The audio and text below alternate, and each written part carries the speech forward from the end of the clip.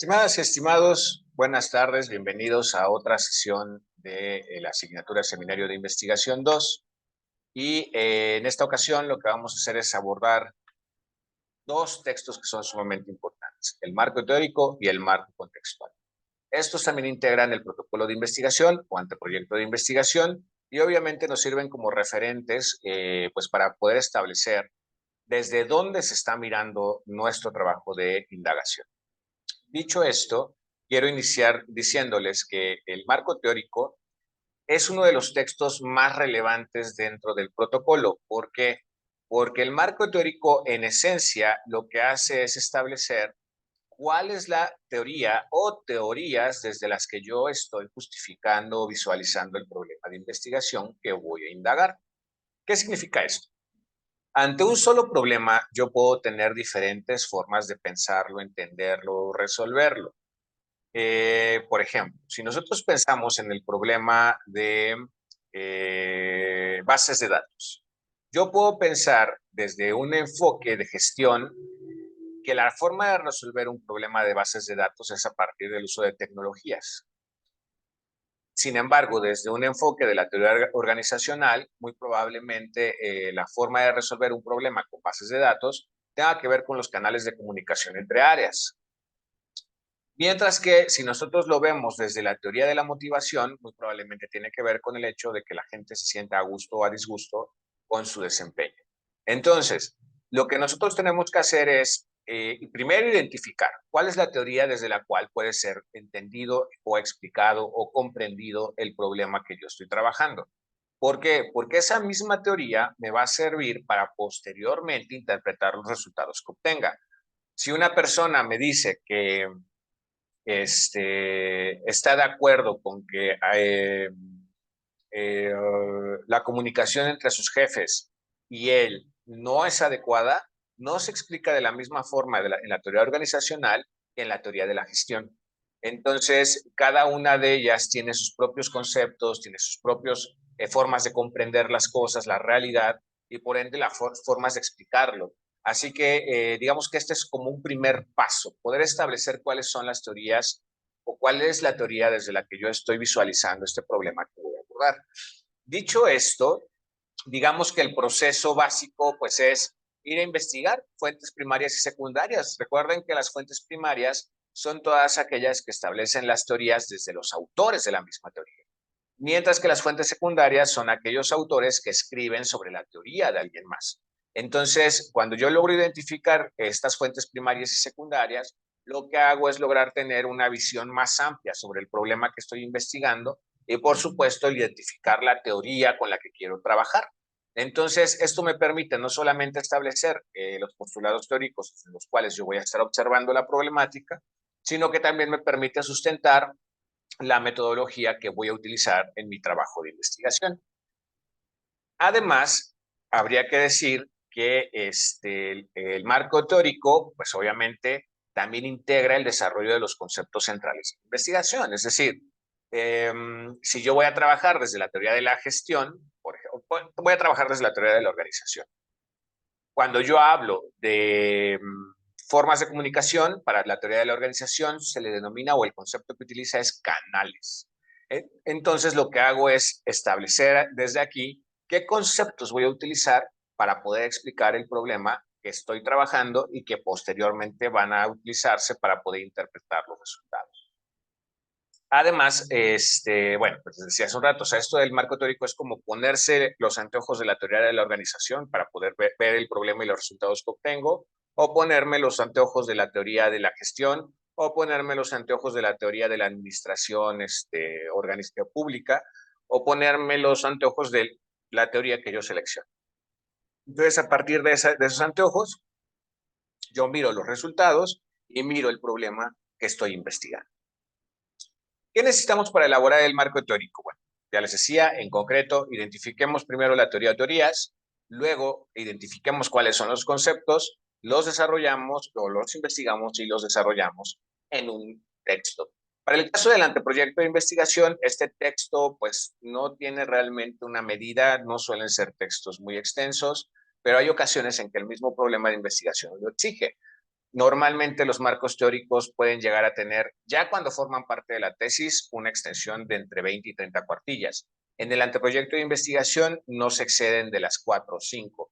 Por lo regular, sin embargo, no son reglas que no se puedan apelar o que no puedan hacerse de otra forma. Vaya. Ahora, hay otro elemento del anteproyecto de investigación que muy probablemente le da sentido a toda la investigación porque es lo que buscamos demostrar. Así como la pregunta de investigación es lo que buscamos responder y el objetivo general es la meta que necesitamos alcanzar, la hipótesis es lo que buscamos demostrar. Cuando hablamos de hipótesis, estamos en el terreno de la investigación cuantitativa. Normalmente la investigación cuantitativa requiere experimentación. Existe la investigación cuantitativa no experimental. Pero lo que sí es cierto es que la hipótesis requiere ser demostrada. Mientras que la idea de defender, digamos que es el equivalente, pero en investigación cualitativa. ¿Qué sucede? Que en la investigación cualitativa nosotros no hacemos experimentación y no requiere demostración por medio de experimentación, sino que cuando nosotros tenemos una idea a defender, lo que hacemos es defenderla por medio de la argumentación. Por supuesto, esta argumentación tiene un carácter teórico y tiene un carácter basado en la investigación empírica que hayamos obtenido. Ahora, en el caso de la hipótesis se construye con base en variables. Las variables son las que yo voy a buscar demostrar. Entonces, en general, una hipótesis es una probable respuesta a la pregunta de investigación. La vamos a buscar demostrar y se compone de, por lo menos, existen muchas más, pero digamos que en esta fase y en este momento de la asignatura, con que nosotros conozcamos estas dos, la variable dependiente y la variable dependiente y la variable independiente, pues es más que suficiente. La variable dependiente y la variable independiente se mantienen en una correlación, en donde la variable dependiente representa el resultado, el efecto. Esta es la variación que estamos estudiando. Y esta variable dependiente, su presencia o ausencia o variabilidad, depende de la presencia o ausencia de la variable independiente, que sería la causa de este resultado. Por ejemplo, cuando yo digo, el uso de adobe en los trabajos de rehabilitación de la calle 5 de febrero de la ciudad de Jalapa reduce los efectos en la modificación de microclimas.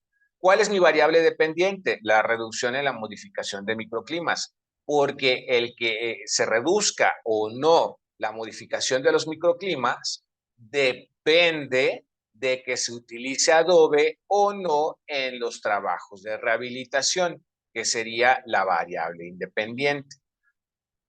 Es decir, los microclimas dependen de la presencia o ausencia del adobe. Y entonces, ¿qué es lo que yo voy a buscar demostrar?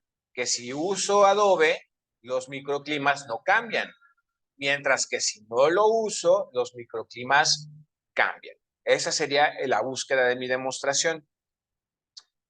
Por otro lado, la idea de defender, pues les decía, normalmente se utiliza en investigaciones cualitativas, se redactan como una afirmación y aunque pueden llegar a tener variables, realmente no ponemos atención en eso, sino en la estructura del argumento, porque no estamos buscando hacer una demostración de variables, aunque debo decir que si nosotros tenemos claras las variables, son bastante útiles para poder basar la redacción. Por ejemplo, el acercamiento con los nuevos emprendedores del sector productivo de la ciudad de Coatepec, Veracruz, permitirá recuperar experiencias útiles para reconocer estrategias de planeación de negocios exitosas y de fracaso, lo que permitirá identificar factores en el terreno de aplicación de la disciplina. Si se dan cuenta, no tengo dependencia entre variables, simple y sencillamente estoy afirmando, estoy defendiendo que si yo voy y platico con estos emprendedores, yo voy a poder establecer estrategias de negociación de negocios exitosos y de aplicación en el terreno de la administración. Es lo único, yo no estoy demostrando nada, simplemente estoy dándole o otorgándole valor al hecho de ir y generar un encuentro con estos emprendedores. Y obviamente aquí mi argumentación va a ser fundamental para poder demostrar esto que estoy diciendo. Por otro lado, tenemos el marco contextual y el marco contextual, que sería otro texto. Si se dan cuenta, estos serían tres apartados distintos. El marco contextual sería el tercer apartado. Lo que hace es tal cual describir el escenario en el que el problema se está desarrollando. Digo, por ejemplo, si nosotros hablamos de la pobreza en México tiene condiciones muy diferentes a la pobreza o un escenario, un contexto muy distinto a la pobreza en Brasil. Mientras que si hablamos de la pobreza en Jalapa, su contexto va a ser muy distinto a la pobreza en Chiapas, ¿no? En Tuxtla, en Chiapas. Entonces, de esta forma, lo que hacemos es sujetar la problemática que estamos abordando a un contexto específico. Pensemos que si el contexto cambia, el problema cambia.